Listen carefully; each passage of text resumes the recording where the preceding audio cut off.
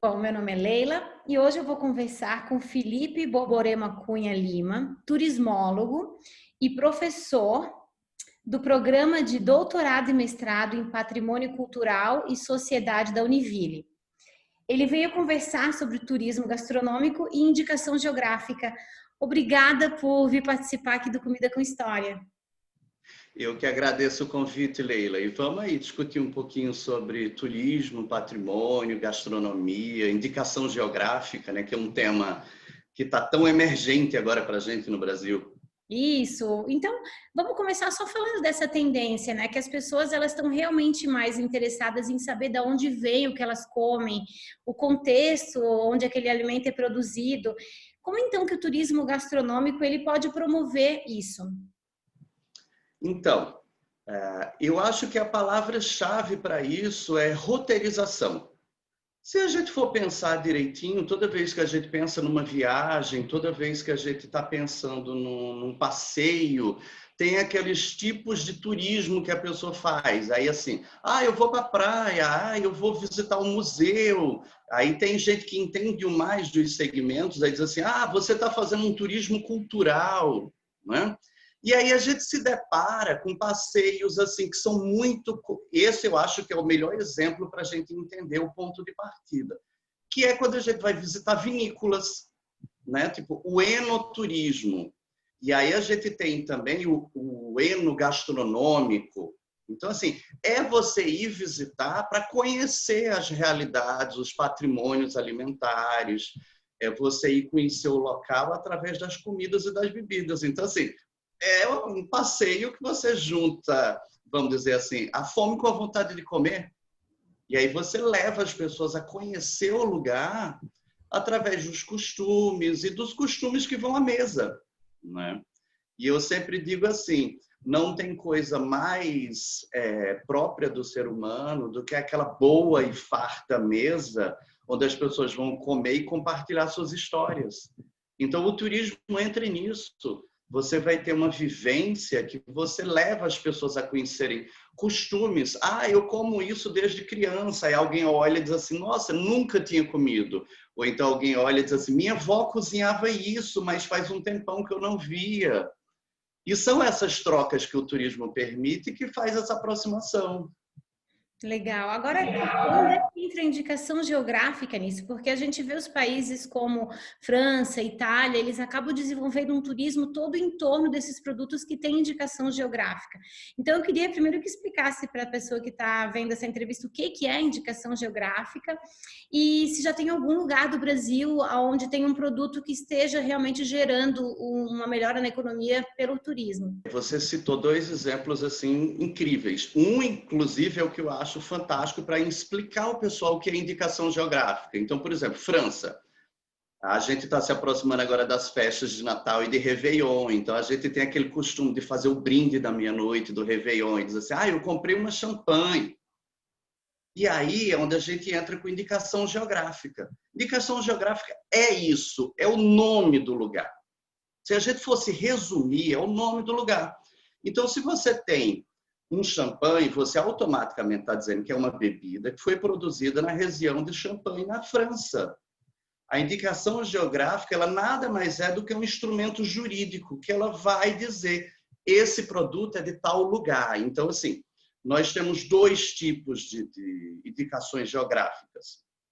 Nós temos a de procedência, né? Indicação de procedência, que ela vai dizer esse produto, esse serviço, ele remete a tal lugar.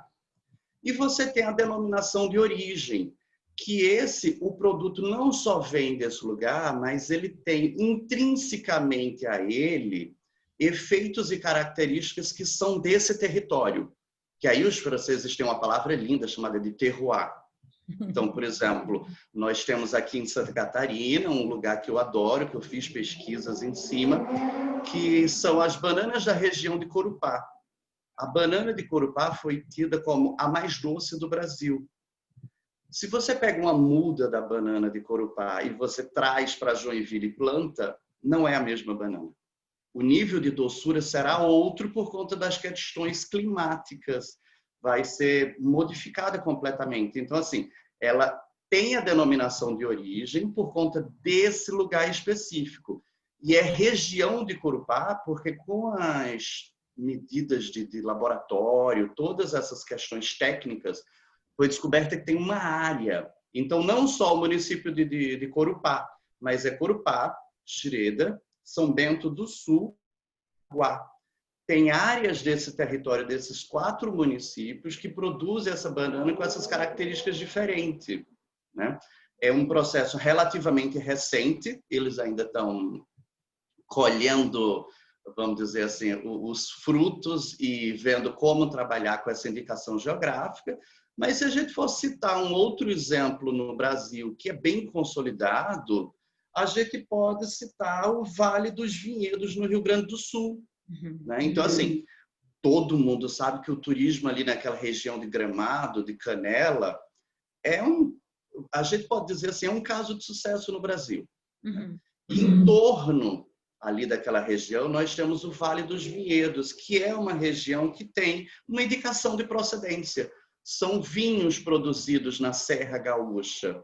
E você tem passeios de trem que levam até vinícolas, até Bento Gonçalves, você tem almoços, você tem vários serviços que são ofertados atrelados ao vinho.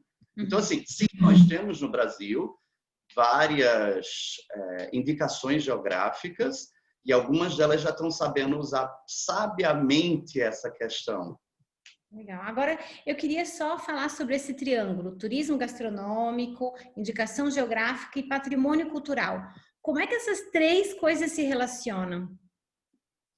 Então, eu costumo brincar dizendo assim, que santo de casa normalmente não faz milagre. Então, assim, primeiro a gente tem que entender que o patrimônio, por si só, é reflexo da cultura. O patrimônio, ele vai ser uma representação da cultura de um determinado lugar, ou seja, das pessoas daquele lugar.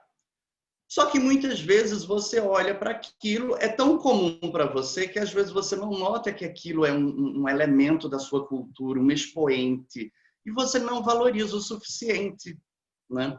E a gente tem diversos artigos dizendo assim que quando o turismo entra nesses espaços, vamos dizer assim, uma comida passa a ser servida e as pessoas começam a comer e a falar: olha que comida gostosa, olha que coisa mais elaborada, que prato mais diferente. E para as pessoas do lugar é um prato comum, faz parte da tradição de décadas, de séculos. E eles nunca se tocaram que tinha toda uma complexidade em volta.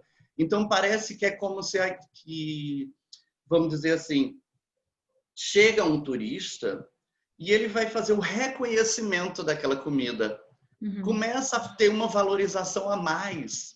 E as pessoas se tocam que tem saberes, que tem técnicas, que tem práticas, que tem elementos culturais, e elas começam a se preocupar em proteger, a valorizar mais. Então, o turismo abre essas facilidades, vamos dizer assim.